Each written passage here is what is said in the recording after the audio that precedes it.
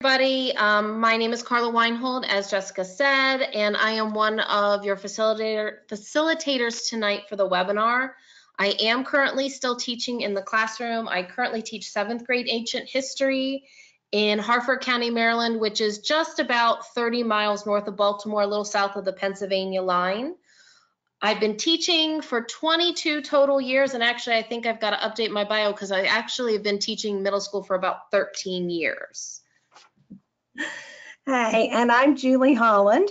And again, just to refresh your memory, I am a secondary teacher by trade, I suppose.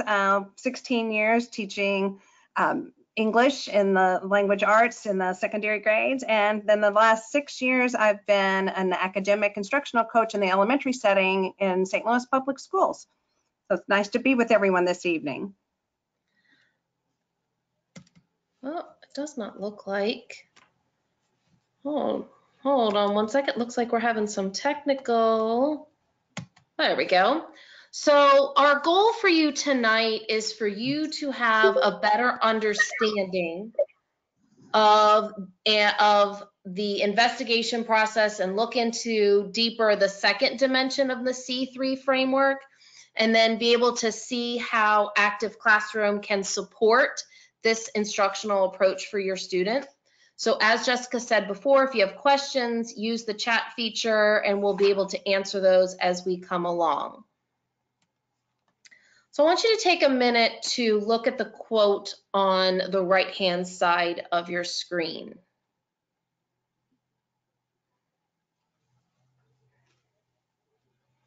This is a quote from one of the C3 blogs, and I think it has a powerful message to lead us into tonight's webinar. As teachers, I think we sometimes find ourselves overwhelmed trying to create that powerful and meaningful, compelling question.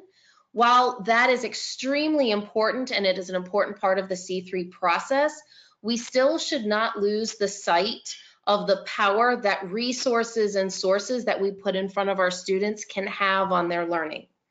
Being able to give our students a variety of sources from different perspectives can give them a clear picture of that moment or that concept that we're trying to portray for them.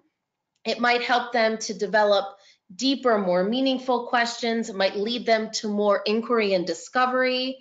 Imagine having that student who is desperately waiting to go home or find another resource or to go find a website to go deeper and find out more information about what you're teaching.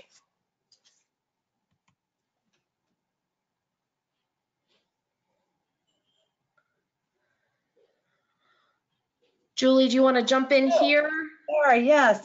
So when we think about why this work is important, we think about the idea that these young people need those strong tools and methods of clear and disciplined thinking, as the framework says, in order to successfully traverse the worlds of college, career, and civic life.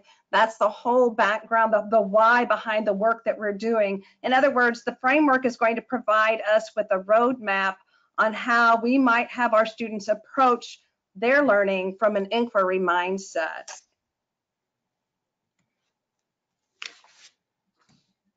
So when you look at the inquiry arc, it's centered as a set of interlocking and mutually supportive ideas that frame the ways that students learn social studies content. The arc focuses on the nature of inquiry in general, how and why we ask questions, and on the pursuit of knowledge through questions in particular. So it begins with the construction of those compelling and supporting questions, then moves to applying disciplinary tools and concepts to consider the questions and supporting documents. That's where our work is going to be tonight. Then works through evaluating and using evidence to support a conclusion and taking that informed action. So the quote that you see in this image on your screen now is actually from socialstudies.org. And if we think back to even 1910 with John Dewey, he believed that students need to learn through investigation. They need to be able to come up with their own conclusions based on investigations.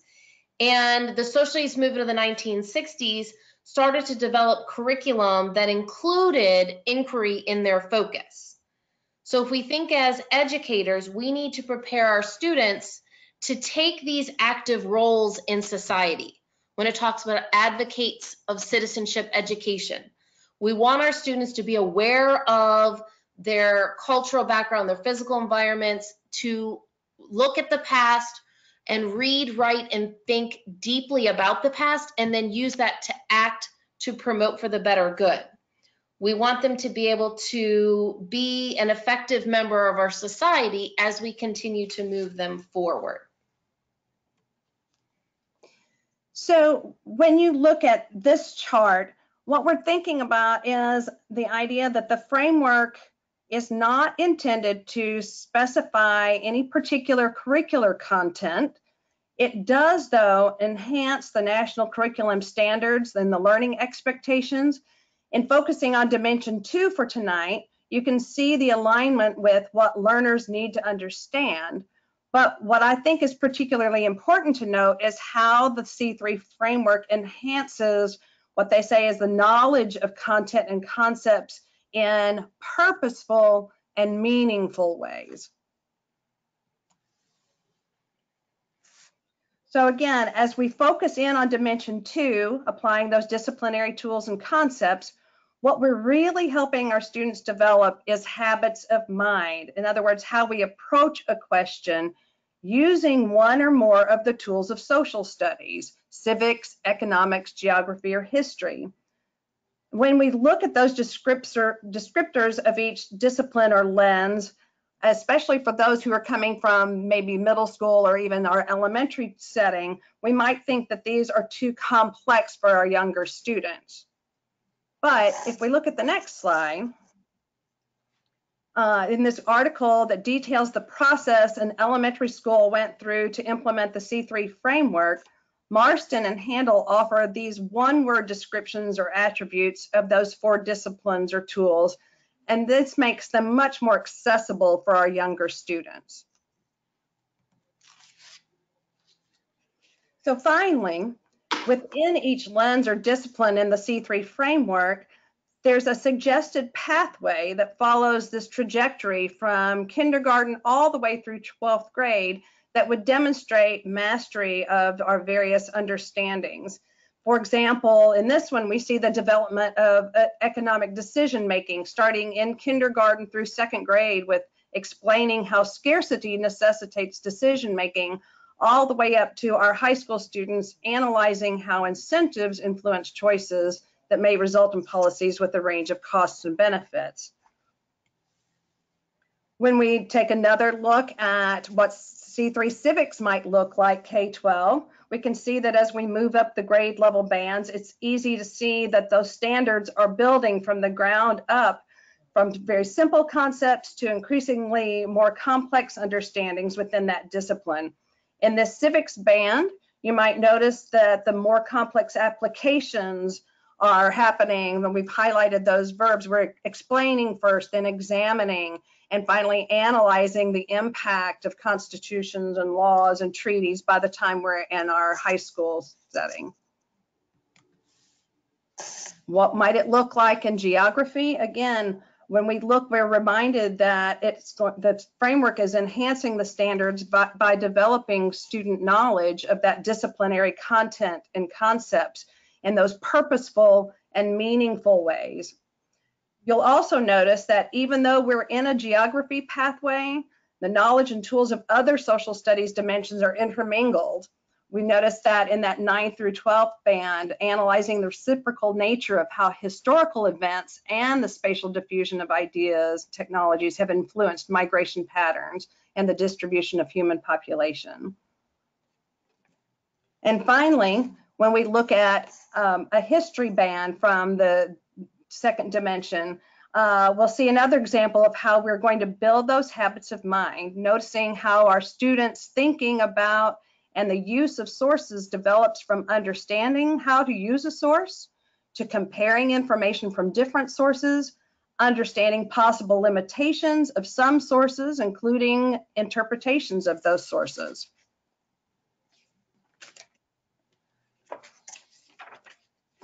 So when we look at that, where does document analysis fit into this framework? Well, analysis is just the foundation. The documents are the source of the evidence that students are going to use to construct those arguments and explanations to the compelling and supporting questions.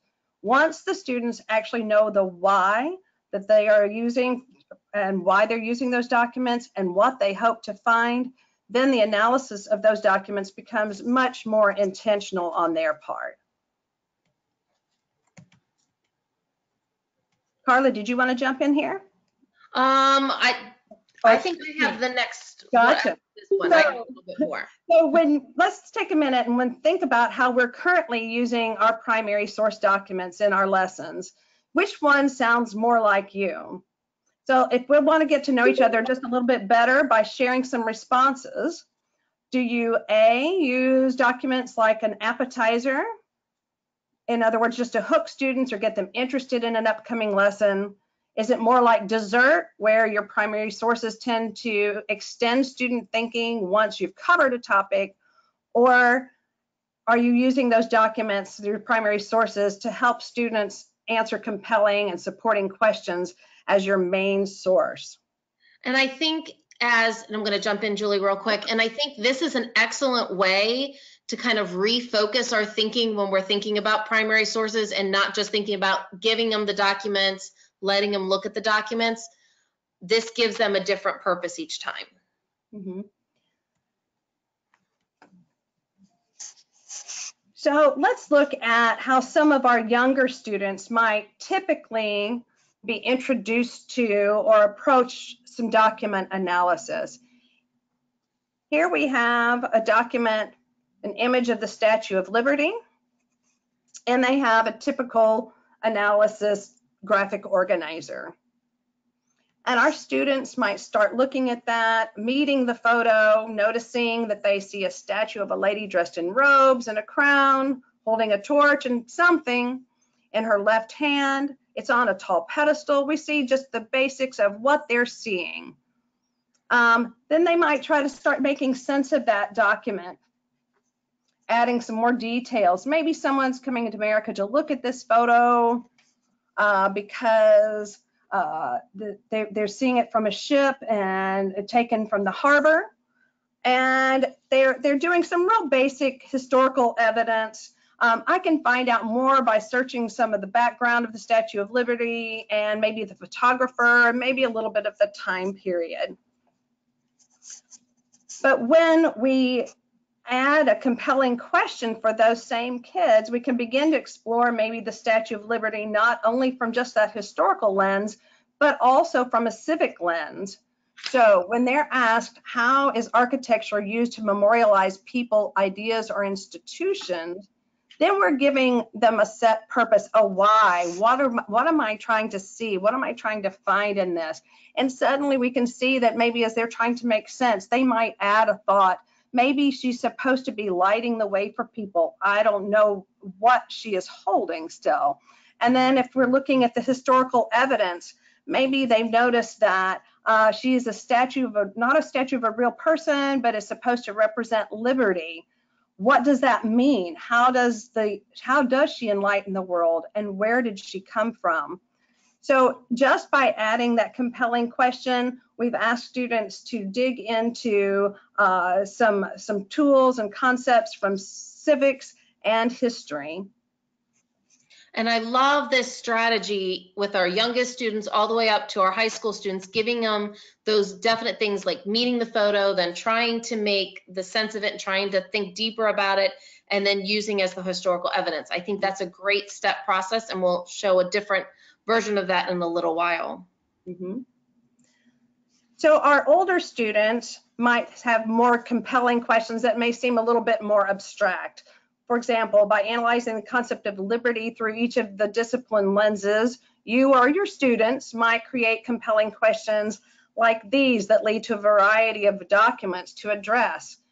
They might take a civic lens and think about liberty and the line between liberty and responsibility, or look at liberty through a geographic lens and think about how does liberty change from place to place. In the economic lens, does more liberty mean more prosperity? Or finally, through that historical lens, well, when did Americans gain their liberty? So what we want you to do is just kind of take a moment to kind of absorb what we've talked about so far, and have you think about what advantages do you see as you kind of make that shift to the C3 framework? What concerns do you have that might come to play in implementing this framework? So we'll give you just a few seconds to think there.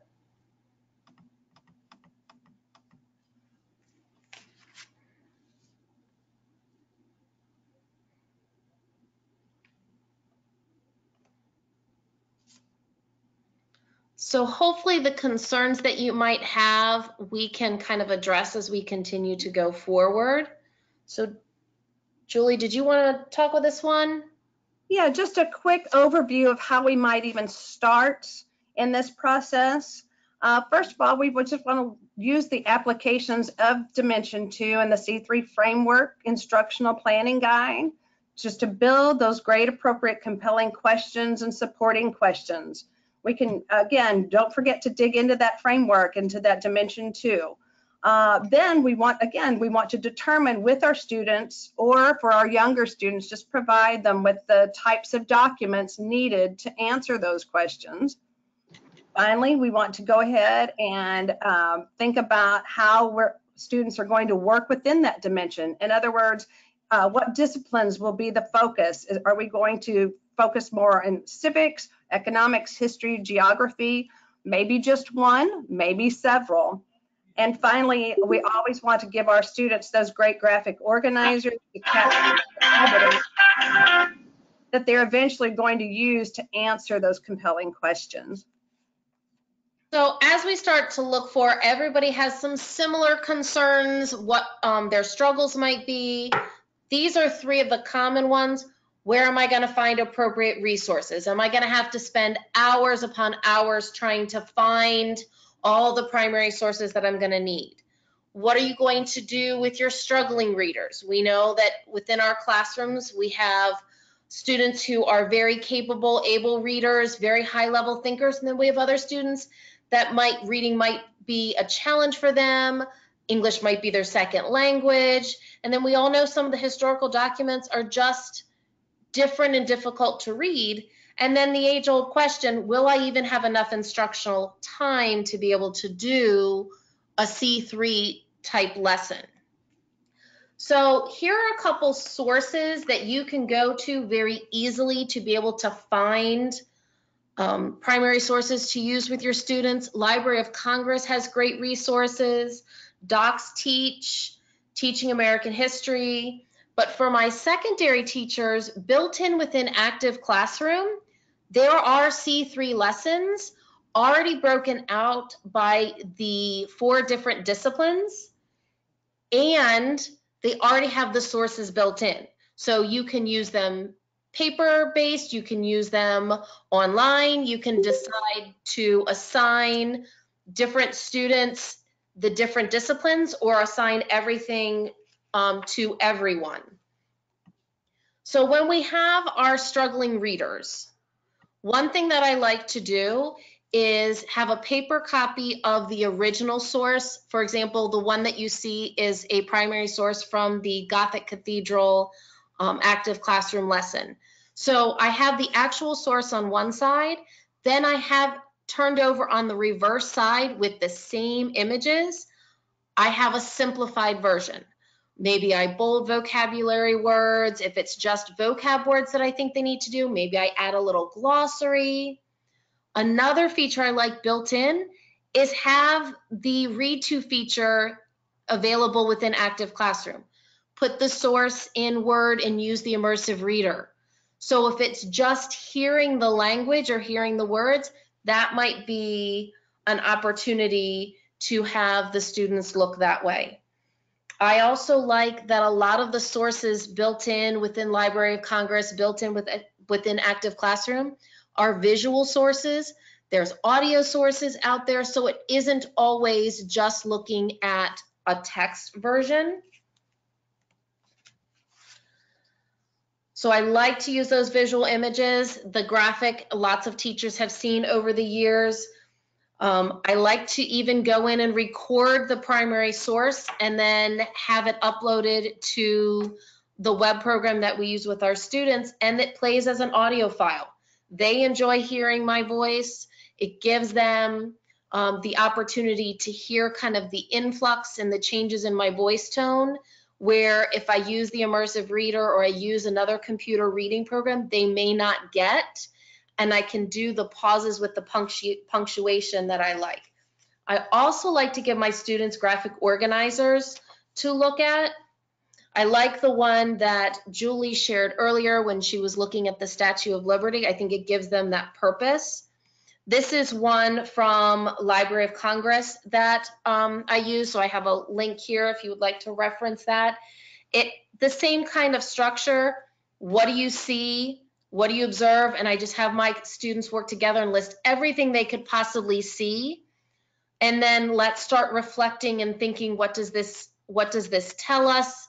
And then creating those questions to be able to go deeper and further. A picture on the right is just one of my students who was analyzing one of the sources. This one, we made it simpler for my struggling learners, where they just had to, what information did I learn from this source? And then the right-hand column was questions that they still had and wanted to figure out. So I just streamlined what I was having them look for. This is another document from scholastic.com, and I thought it did a really nice job of kind of breaking the process down, looking at the observations, again, having them just list all the things that they see, and then start looking at the meaning, looking at what it's trying to say to them, and then do some infer. What is the author trying to tell us with this particular source? And then what are you wondering? What information do you still need to know? Bringing them back to that questioning that is so important as well. I know at this time of year, I know Maryland, we've only been in school for a couple weeks. I'm spending a lot of time teaching my students how to analyze primary sources, spending time looking at pictures. How am I going to look at a comic? How am I going to look at a political cartoon? How am I going to look at a painting versus a piece of text? How should I listen to music or an audio recording? So we continue to build on that throughout the year. This is a document that Active Classroom references in every C3 lesson. So it's a good reminder to my students to look at and question the source and consider where it came from. A lot of these skills that we've been developing, we keep revisiting throughout the year. I like to have my students work in a lot of flexible, I'm very lucky. The middle picture is my room. I happen to teach with computers every day, which is amazing, but I like the flexibility that Active Classroom has. So if I'm planning a C3 lesson, typically I'm looking at 3 instructional days. I give them a day to set up their inquiry, to develop their claim. I'm giving them the compelling question, and they're starting to explore. The second day, I'm continuing to let them explore, finding their evidence that's going to support whatever the claim. And then that third day, giving them time to communicate and take that action, communicate the results that I want them. Some of the time, I have my students just focus on one of the disciplines. I use it more like a jigsaw, where I have 4 different groups all looking at just one of the disciplines. However, if I'm going to have every student look at all 4 disciplines, I'm gonna maybe only use a couple sources, maybe 1 or 2 sources, whereas I'm not using 4 or 5. And I might give them 4 days or 3 days, depending on the ability and range of my students that I need. So I think this slide kind of allows us to kind of reflect, and that quote down at the bottom, that in an inquiry classroom, they learn that trying again, being wrong, not getting it right the first time is just part of the learning process. We want our students to identify where problems come up, ask more questions. It's hard as teachers, sometimes with these C3 inquiry lessons, that some of our students might take their research down a pathway that we hadn't thought of, but it supports and goes along with what we're doing.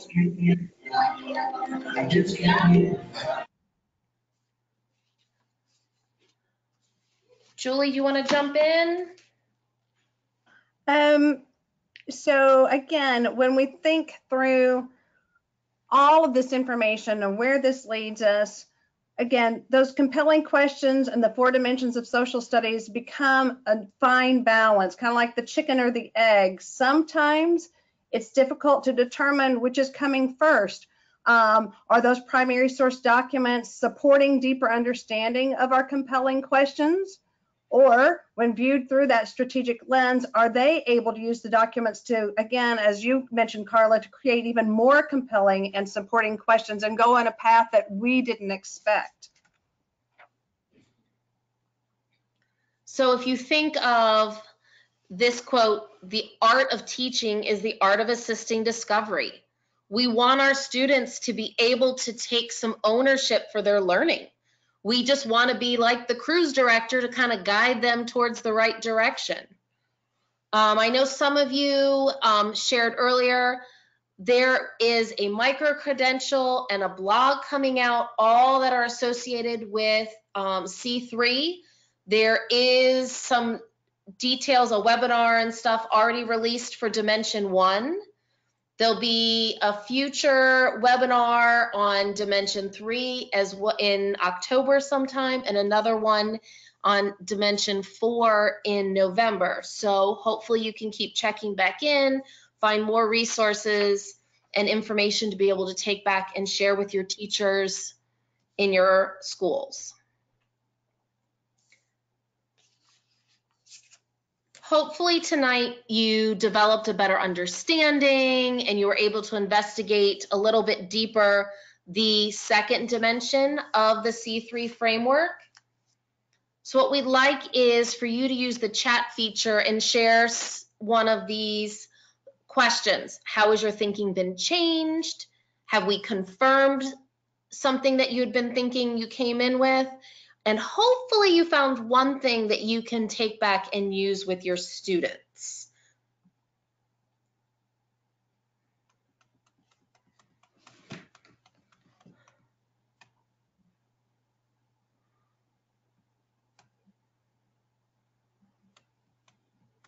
So do we have any?